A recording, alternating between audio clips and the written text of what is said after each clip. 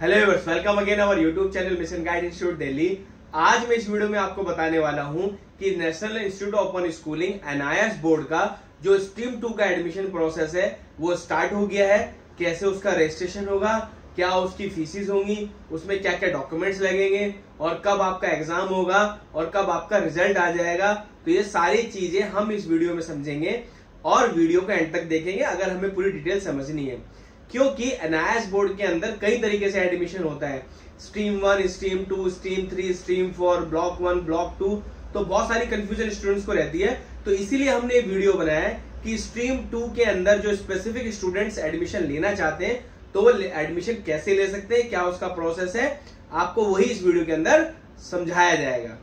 और मैं उम्मीद करता हूं कि आपने चैनल को सब्सक्राइब कर लिया होगा जिससे कि आपको NIS के लेटेस्ट अपडेट मिलती रहे। और नीचे एक नंबर हमारा फ्लैश हो रहा है जिसमें आप अगर अपना नाम और अपनी क्लास हाई कर भेज देते हैं तो आप हमारे एक मिशन गाइड इंस्टीट्यूट के साथ एक एजुकेशन ग्रुप में जुड़ जाते हैं जिसके अंदर आपको लेटेस्ट इंफॉर्मेशन मिलती रहती है। प्लस पढ़ाई से लेके या किसी भी यूनिवर्सिटी, स्कूल, कॉलेज, किसी भी एजुकेशन सिस्टम को लेके आपको कोई सवाल पूछना है तो आप उस नंबर पर हाई और अपना सवाल भेज सकते हैं। हमारे टीचर्स की टीम आपको उसका रिप्लाई तुरंत दे देगी। या फिर आप YouTube चैनल जो आप देख रहे हैं इसके वीडियो के नीचे जो कमेंट बॉक्स है उसमें जाकर कमेंट में अपनी क्वेरीज लिख सकते हैं, वहां पर भी हम लोग सॉल्व कर देंगे। तो चलिए व्यूअर्स, मैं बता रहा था स्ट्रीम 2 के बारे में। पहले हम समझते हैं स्ट्रीम 2 क्या है। स्ट्रीम 2 में जो एडमिशन होता है वो उन स्टूडेंट्स के लिए होता है जो 10th या 12th में किसी भी बोर्ड से फेल हो गए हैं और वो NIS बोर्ड में एडमिशन लेना चाहते हैं और अक्टूबर के अंदर एग्जाम देना चाहते हैं। जैसे कि मैं अभी मई की बात कर रहा हूं, हम लोग मई में वीडियो बना रहे हैं और मेरा CBSE का या झारखंड बोर्ड का या महाराष्ट्र बोर्ड का रिजल्ट आ गया और मैं फेल हो गया, तो मैं आने वाले अक्टूबर में, सेम ईयर में अक्टूबर में एग्जाम देना चाहता हूं जिन सब्जेक्ट में मैं फेल हो गया था, सिर्फ उन सब्जेक्ट का। तो आप NIS बोर्ड से स्ट्रीम 2 का फॉर्म फिलअप कर सकते हैं। फिर से मैं डाउट क्लियर करता हूं। फॉर एग्जाम्पल, आप 10th क्लास में थे और आपको 5 सब्जेक्ट में पास होना था, लेकिन क्या हुआ कि आप 3 सब्जेक्ट में तो पास हो गए और 2 में फेल हो गए, या आप 2 सब्जेक्ट में पास हो गए, 3 में फेल हो गए, या आप 4 सब्जेक्ट में पास हो गए और 1 में फेल हो गए, या RT आ गई आपकी। तो इन सभी केसेस में आप NIS बोर्ड में एडमिशन ले सकते हैं। उसका फायदा क्या है? मान लेते 10th क्लास में आप 3 सब्जेक्ट में पास हो गए और 2 सब्जेक्ट में फेल हो गए, तो आपको क्या ऑप्शन मिलता है इसमें कि उन 3 सब्जेक्ट में से कोई भी 2 सब्जेक्ट जो हाईएस्ट मार्क है जिसमें आप पास थे, वो 2 सब्जेक्ट के मार्क्स ऐसे के ऐसे उठकर NIS बोर्ड में आ जाएंगे। जब 2 सब्जेक्ट के नंबर आपके NIS बोर्ड में आ जाएंगे तो आपको सिर्फ कितने सब्जेक्ट का एग्जाम देना पड़ेगा? 3 सब्जेक्ट का। क्यों? क्योंकि किसी भी बोर्ड में पास होने के लिए कितने सब्जेक्ट चाहिए होते हैं? 5 सब्जेक्ट में पास होना जरूरी है। तो आपको क्या करना पड़ेगा? CBSE बोर्ड, जिस बोर्ड में आप फेल हुए थे, वहां से 2 सब्जेक्ट आपके NIS बोर्ड में आ जाएंगे और NIS बोर्ड में आने के बाद आपको सिर्फ 3 सब्जेक्ट का एग्जाम देना पड़ेगा। तो अब बच्चे पूछेंगे सर तो उसमें फायदा क्या है? मैं बताता हूं फायदा क्या है। फॉर एग्जाम्पल, आपने 12th में फिजिक्स, केमिस्ट्री, मैथ, बायो से दिया, physics, chemistry, math, English, Hindi for example समझ लेते हैं, और आपको लगता है कि मैंने फिजिक्स में फेल हो गया, केमिस्ट्री में फेल हो गया, अब मैं सब्जेक्ट भी चेंज करना चाहता हूं, मुझे फिजिक्स केमिस्ट्री नहीं देना है, मुझको इजी सब्जेक्ट लेने, मेरे को 12th करना है बस। तो ये फैसिलिटी है कि आप अपने सब्जेक्ट भी इसके अंदर चेंज कर सकते हैं। एक तो ये फायदा हुआ कि आप मैक्सिमम 2 सब्जेक्ट जो अच्छे मार्क्स थे उनको यहां पर ले आओगे, और अगर आपको सब्जेक्ट भी चेंज करना है वो सब्जेक्ट भी यहां पर चेंज कर सकते हैं। आर्ट्स वाले कॉमर्स के सब्जेक्ट ले सकते हैं, कॉमर्स वाले आर्ट्स के ले सकते हैं, आर्ट्स वाले साइंस के सब्जेक्ट ले सकते हैं। तो ये सब्जेक्ट भी आप चेंज कर सकते हैं। ऐसे 10th में भी सब्जेक्ट आप चेंज कर सकते हैं। दूसरा फायदा, जब आप मान लीजिए मई 2025 में आप वीडियो देख रहे हैं और आपका रिजल्ट आप फेल हो गए या कुछ और हो गया, तो अब आपको क्या करना है? आपको सेम ईयर में एग्जाम देना है, सेम ईयर में पास होना है। तो आप कमिंग अक्टूबर में एग्जाम दीजिए और उसके 45 डेज बाद आपका रिजल्ट आ जाएगा। तो स्ट्रीम 2 में वही बच्चे एडमिशन लेते हैं।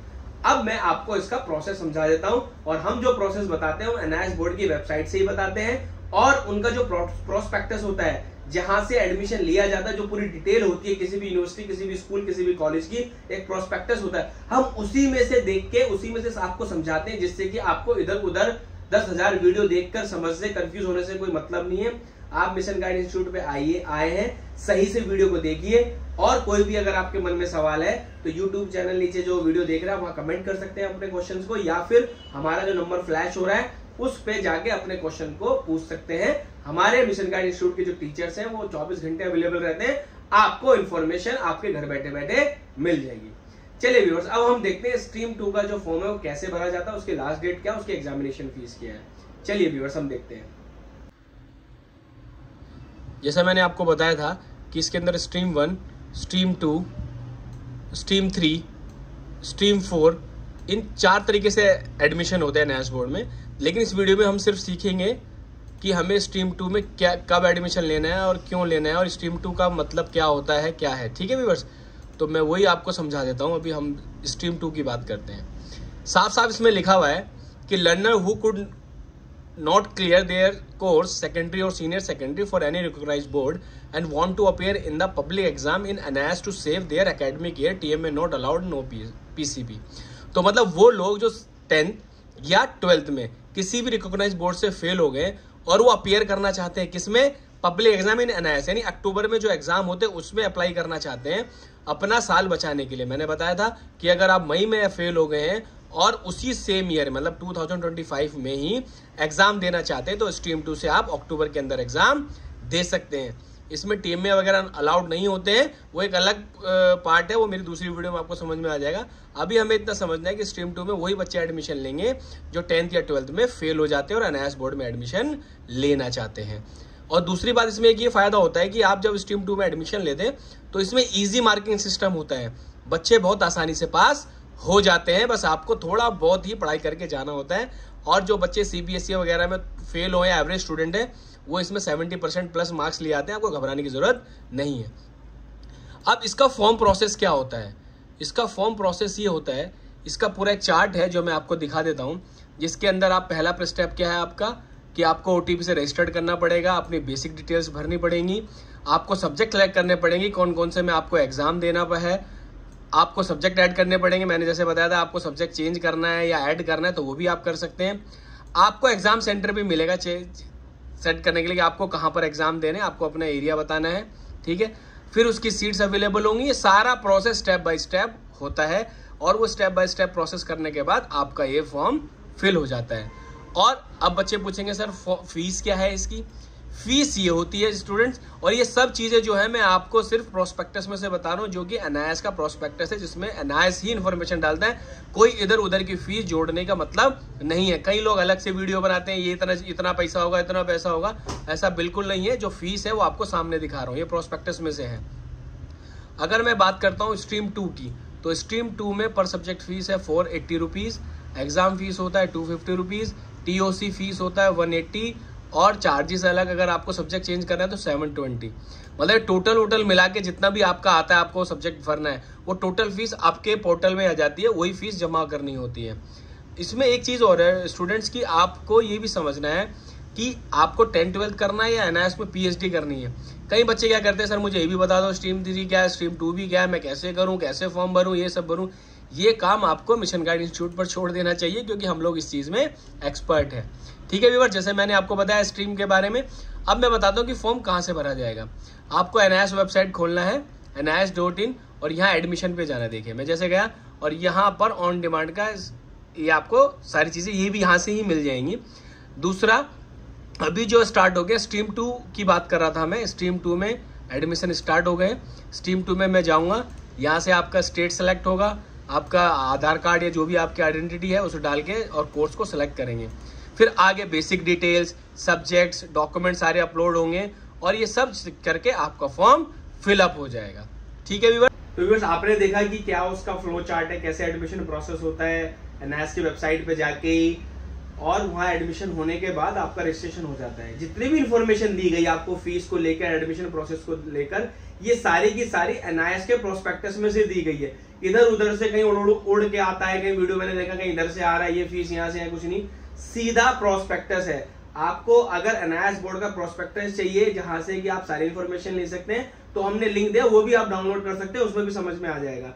लेकिन आपको समझने के लिए मिशन गाइड इंस्टीट्यूट है ना, हमने एनआईएस बोर्ड में 2009 से 2009 से यानी 15 सालों से एडमिशन करा रहे हैं, तो आपको घबराने की जरूरत नहीं है, वो हमने सब कुछ समझ रखा है। बस आपको हमें कॉल करना, पूछना है सर एडमिशन लेना है, बस ये बता दो कैसे करना है।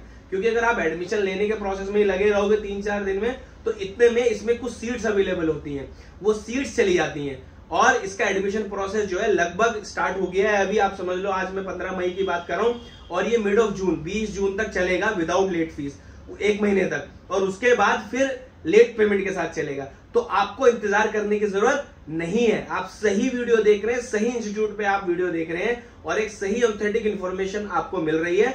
बस आपके अगर मन में डाउट है तो आपको सिर्फ नीचे नंबर पे कॉल करना है और स्ट्रीम 2 NIS बोर्ड के एडमिशन के बारे में पता करना है।